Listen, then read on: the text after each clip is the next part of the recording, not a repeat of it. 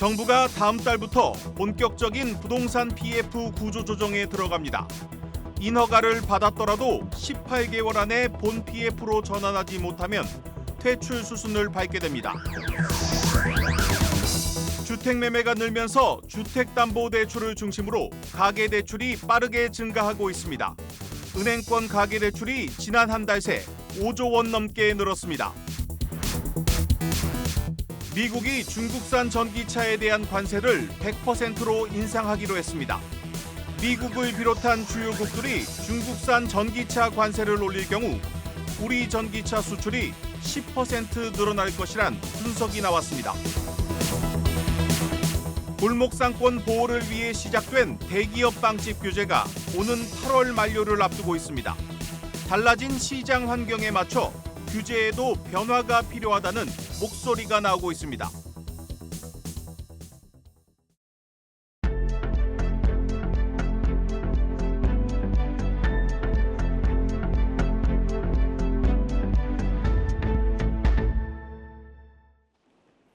뉴스 플러스 시작합니다. 그동안 우리 경제의 뇌관으로 지목되어 온 부동산 프로젝트 파이낸싱, 부동산 PF에 대한 옥석 가리기가 본격적으로 시작됩니다.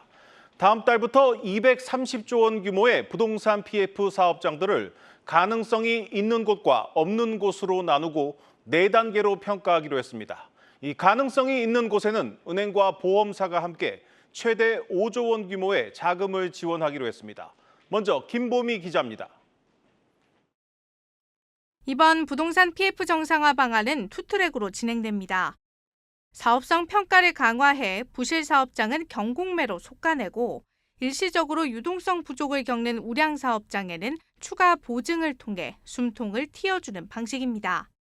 세부적으로는 우선 본 PF 중심의 평가 기준을 브릿지론과 본 PF로 구분하고 사업성 평가 등급도 기존 3단계에서 4단계로 세분화합니다. 이후 부실 사업장에 대해선 자율 매각이나 경공매 등을 통해 신속하게 처리한다는 계획입니다. 대출 만기 연장 기준을 대주단의 3분의 2에서 4분의 3으로 강화해 부실 사업장이 무분별하게 생명을 연장하지 않도록 문턱을 높였고 6개월 이상 연체되고 있는 PF 채권에 대해선 3개월 이내에 경공매를 실시하기로 했습니다. 또 경공매 시 필요한 매입 자금은 은행과 보험업권이 신디케이트론을 통해 지원합니다. 은행, 보험, 금융회사들이 스스로 공동대출, 즉 신디케이트 론을 우선 1조 원, 최대 5조 원 조성하여 PF 사업장의 재구조화와 정리의 마중물 역할을 해나가도록 하겠습니다. 경공매 절차가 원활하게 진행될 수 있도록 매수자에게 유동성을 지원하겠다는 겁니다. 동시에 일시적으로 어려움을 겪는 우량 사업장에는 보증 확대를 통한 자금 지원을 강화할 예정입니다. 공사비가 는 부분에 대해서 이제 보증 공급이 현재 안 됩니다. 한번 보증 나가면 끝인데 그 공사비가 늘면 추가 대출이 필요하지 않습니까? 일반적인 사업장에도 추가 공사비가 들면은 본 PF 단계에서 추가 보증을 하도록 그렇게 했습니다. 이외에도 허그와 주택금융공사의 보증 규모를 당초 25조 원에서 30조 원으로 늘리고 비주택 PF 사업장에 대한 4조 원 규모 보증 프로그램을 신설하는 방안 등이 담겼습니다. 지난해 말 기준 금융권의 부동산 PF 대출 연체율은 1년 사이에 2배 넘게 급등한 상황. 이번 당국의 대책으로 사업장 옥석 가리기가 본격화될 수 있을지에 시장과 업계의 이목이 집중되고 있습니다. 한국경제TV 김보미입니다. 취재 기자와 자세히 들여다보겠습니다. 경제부 이민재 기자 나왔습니다. 이 기자, 리포트에서 전반적인 내용을 좀 살펴봤는데 이번 부동산 PF 대책의 핵심 어떻게 요약할 수 있겠습니까? 네, 핵심은 이제 부동산 PF 정리 속도를 조금 더 빠르게 하겠다는 내용입니다. 네. 이 부실 사업장을 냉정하게 평가하는 것부터 일단 시작을 해서 옥석을 가리고 또 정상 사업장이 살아나면 건설 경기 위축을 막을 수 있는 이 선순환 구조가 생긴다는 분석입니다. 네. 실적 악화라든지 다소 충격은 있겠지만 계속 반복했던 5월 위기설 같은 불확실성을 완화하는 게 더 중요하다고 본 겁니다. 그런데 이 정부가 이 부동산 PF 관련 대책을 내놓은 게 이번이 처음은 아닙니다. 오늘 대책의 정식 명칭이 부동산 PF의 이 질서 있는 연착륙을 위한 정책 방향인데 이 기자, 실제로 이 질서 있는 연착륙이 가능하겠습니까?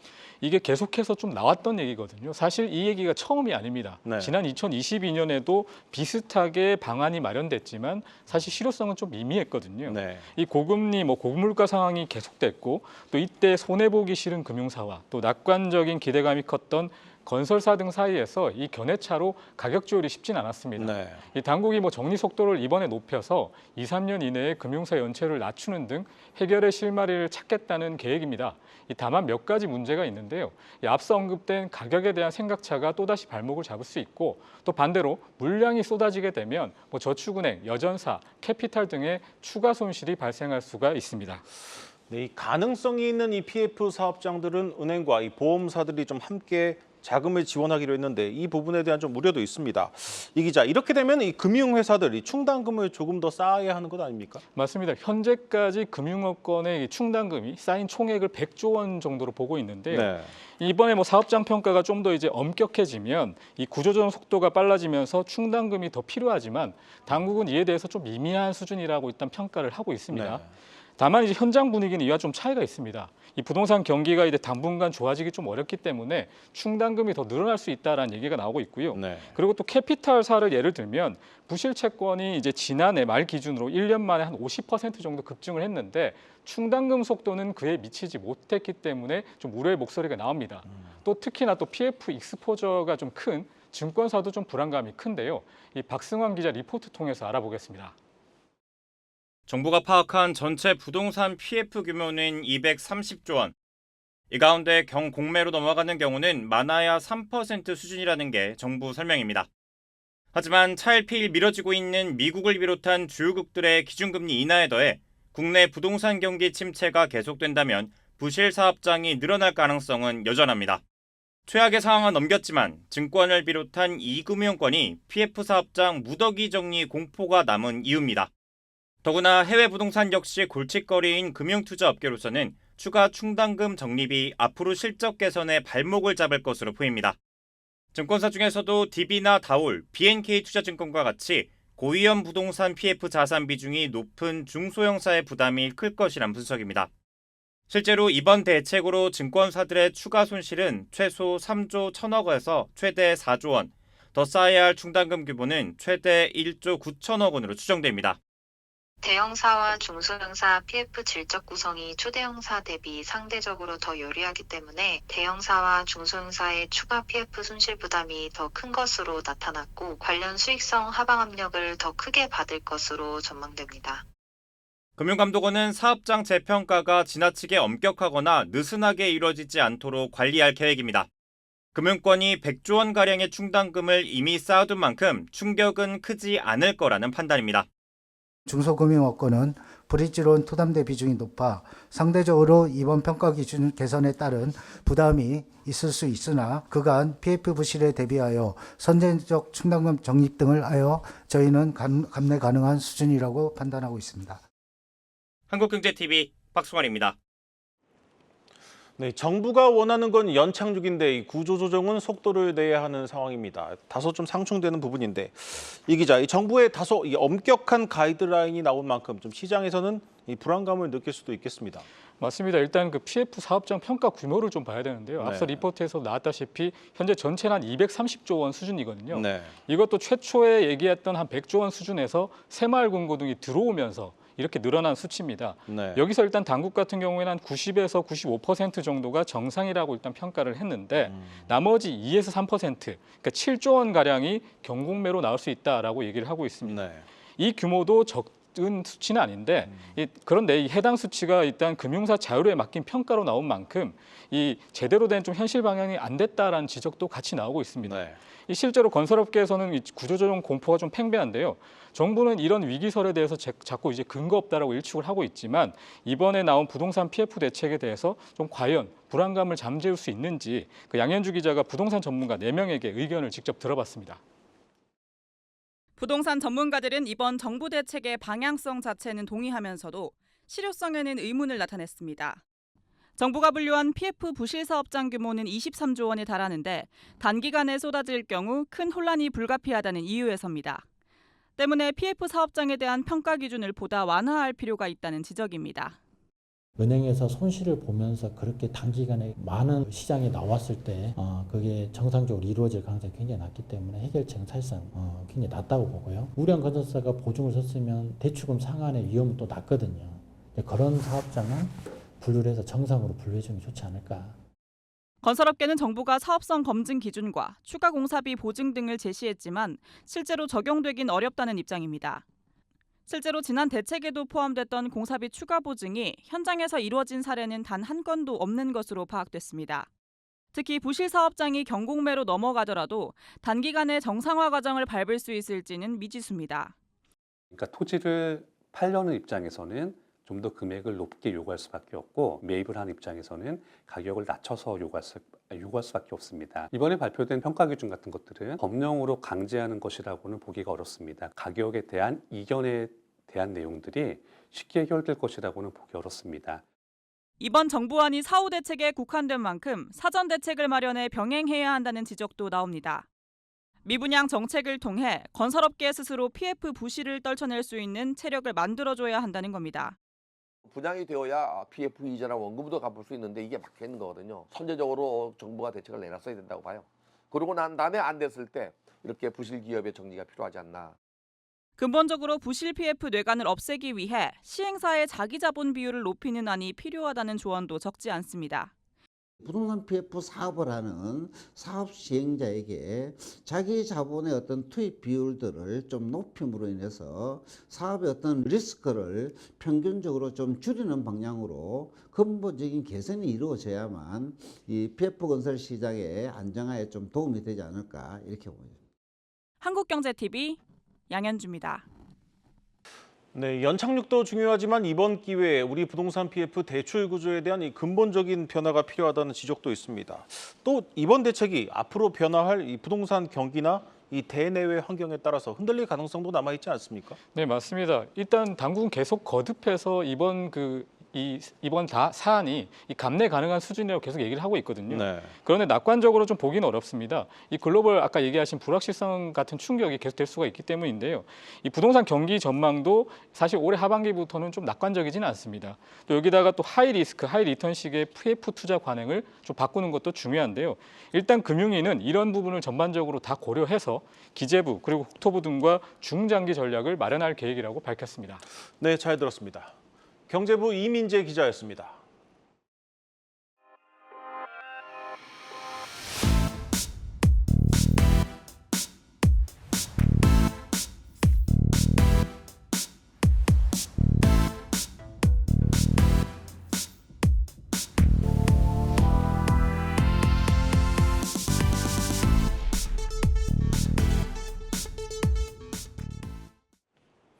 미국 정부가 중국산 전기차에 부과하는 관세를 25%에서 100%로 높이기로 했습니다.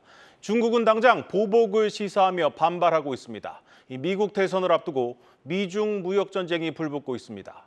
이 중요한 건 우리에게 미칠 영향인데 이 중국 전기차에 대한 관세 장벽이 높아질 경우 우리 전기차 수출이 늘어날 것이란 분석이 나왔습니다. 신인규 기자입니다. 그동안 미국에서 팔리는 중국 전기차에 매겨지는 관세는 25%였습니다. 미국은 이 관세를 100%로 올릴 계획입니다. 이 같은 높은 관세 장벽은 지난주 나온 미국 국제무역위원회 보고서의 시나리오에 적용된 것보다도 강력한 수준입니다. 국제무역위원회는 미국과 주요국들이 전기차 관세를 20% 인상한다면 중국 전기차의 대미 수출이 63% 가까이 줄어들 수 있다고 분석했습니다. 관세 장벽으로 중국 전기차 수출이 줄어들면 한국 전기차의 세계 수출은 10% 증가하는 것으로 조사됐습니다. 미국에선 바이든 행정부가 전기차 부품까지 관세 장벽을 적용할 수 있다는 분석도 나옵니다. 미국의 투자 전문 매체 배런스는 이 경우 미국과 일본, 한국의 배터리 공급 업체로 부품 수요가 분산될 수 있을 것으로 봤습니다. 중국은 이 같은 관세 장벽을 멕시코나 캐나다에 공장을 짓는 방안으로 우회하려 하지만 미국은 이 같은 우회 수출도 제재하는 방안 역시 논의 중입니다. 미래 먹거리인 전기차 시장에서 중국의 대미 수출길이 좁아진다면 당장 우리 산업계엔 나쁘지 않다는 분석들이 나오지만 중장기적인 숙제도 점점 더 분명해지고 있습니다. 전기차는 지금 민족주의 산업으로 변모하고 있기 때문에 훗날에는 부품까지 어디서 조달했느냐를 볼 수밖에 없을 겁니다. 중국의 부품 공급망 의존도를 어떻게 탈피할 것인지도 같이 고민을 해봐야 되겠죠. 또 하나의 불안 요인은 중국의 무역 보복입니다. 올해 말부터 시행되는 중국의 새 관세법은 중국 제품에 높은 관세를 매긴 나라의 상품에 보복 관세를 부과하도록 합니다.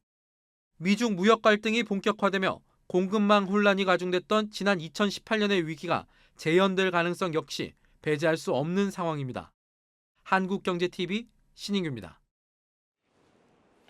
골목상권 보호를 이유로 대기업 빵집에 출점을 제한하는 이른바 빵집 규제가 오는 8월 만료를 앞두고 있습니다. 이 골목빵집 사장님들은 연장을 요구하고 있지만 이 달라진 시장 환경에 맞춰 규제에도 변화가 필요하다는 목소리가 나오고 있습니다. 김예원 기자입니다. 전국 빵집 사장님 50인이 한자리에 모였습니다. 직접 만든 4,500여 개의 빵을 나눠주며 시민들에게 서명을 독려합니다. 대기업 프랜차이즈 빵집 업계와 맺은 상생협약 연장을 촉구하기 위해서입니다. 근데 아직까지 동네 빵집을 굉장히 많이 힘들어요. 대기업들이 많이 들어와 있어서. 그래서 우리 대기업과 같이 상생할 수 있는 다시 한번 계약을 좀 유예해달라 이런 취지에서 오늘 굉장히 저희는 절실합니다. 프랜차이즈 베이커리 업종은 중소기업 적합업종으로 지정돼 지난 10년간 규제를 받아왔습니다. 파리크라상 CJ 푸드빌 등 9개 기업은 전년도 점포 수의 2% 이내로만 신규 출점이 가능하고 동네 빵집 500m 이내에는 출점할 수 없습니다. 이러한 규제 수혜로 전국 제과점은 7년간 20%나 늘었습니다. 오는 8월 종료되는 이 상생협약을 두고 규제 연장에 대한 찬반 논란이 거셉니다. 골목상권 보호를 위해 규제 연장이 아직 필요하다는 입장과 규제를 완화해 공정한 경쟁 환경을 만들어야 한다는 의견이 맞서고 있습니다. 전국의 빵집을 찾아다니는 이른바 빵지술래 문화가 생기며 동네 빵집들도 충분히 경쟁력을 키우고 있다는 겁니다. 지난해엔 중소 제빵 기업이 대기업 빵집의 영업이익을 넘어선 사례도 나왔습니다. 규제를 받지 않는 커피 전문점, 편의점 등이 양산빵 판매를 확대하며 반사이익을 얻고 있다는 지적도 있습니다. 아무래도 시장 환경이 많이 바뀌었으니까 매장 수도 사실 그때 10년 전이나 지금이나 거의 똑같고 플레이어들도 많이 생기고. 네. 실제 베이커리 업계 1위 업체는 10년간 매장이 6.5% 늘어나는 데 그쳤고 2위 업체는 증가율이 더욱 낮습니다. 동반성장위원회는 오는 6월부터 적용 대상과 범위 등 협약 내용 전반을 재논의한다는 계획입니다. 한국경제TV 김연입니다. 정부가 10조 원 규모의 패키지 프로그램을 만들어 반도체 산업을 지원하기로 했습니다. 정부와 산업은행의 정책금융을 마중물 삼아 민간 재원을 끌어오는 방식인데 재정 투입은 최소화하면서도 사실상 보조금 같은 효과를 내겠다는 구상입니다. 김채영 기자입니다. 정부가 글로벌 기술 경쟁이 치열해지는 반도체 산업에 보조금 대신 금융 지원을 하는 쪽으로 가닥을 잡았습니다. 금융과 세제 지원으로 취약한 소부장, 설계 전문 기업까지 종합 지원하겠다는 전략입니다. 현재로서 산업은행 대출과 재정 민간 등의 공동 출자로 조성한 펀드를 통한 지원이 유력합니다. 다만 이는 미국, 일본 등이 반도체 기업의 생산 설비를 자국 내로 끌어들이려는 의도로 대규모 보조금을 내걸고 있는 것과는 대비됩니다. 정부의 이런 기조의 배경에는 건전재정 유지와 대기업 지원 시 논란 등이 있다는 분석이 나옵니다. 세수가 상당히 펑크가 많이 났습니다. 보조금 정책으로 전환할 경우에는 세수가 없더라도 또 추가적으로 재정 소요가 발생하는 부분이라서 특정 산업에 대해서 이 재정 지원이 이루어질 경우에는 편파적 지원에 대한 어떤 논란 이런 부분도 또 있기 때문에 재정 정책이 아닌 금융 정책을 사용할 경우 재정 건전성을 유지하는 것처럼 보이지만 결국 산업은행 등이 부담을 지게 되는 것으로 반도체 분야 외의 자금이 줄어드는 부작용이 발생할 수 있다는 우려도 나옵니다.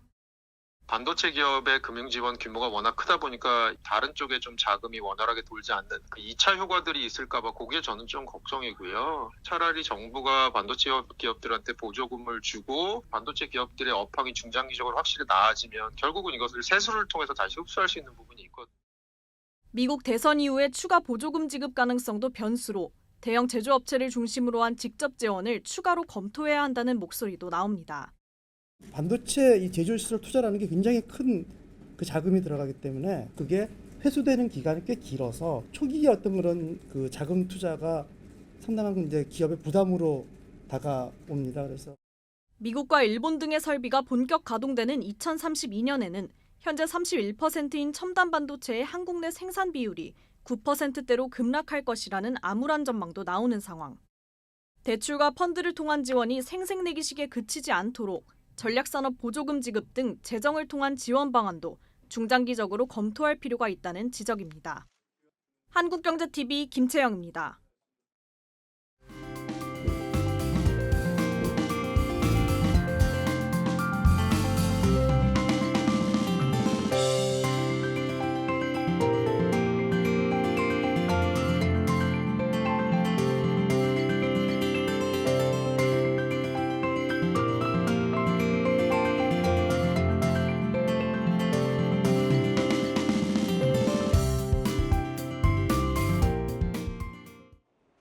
오늘 준비한 뉴스 플러스는 여기까지입니다. 함께해 주신 여러분 고맙습니다.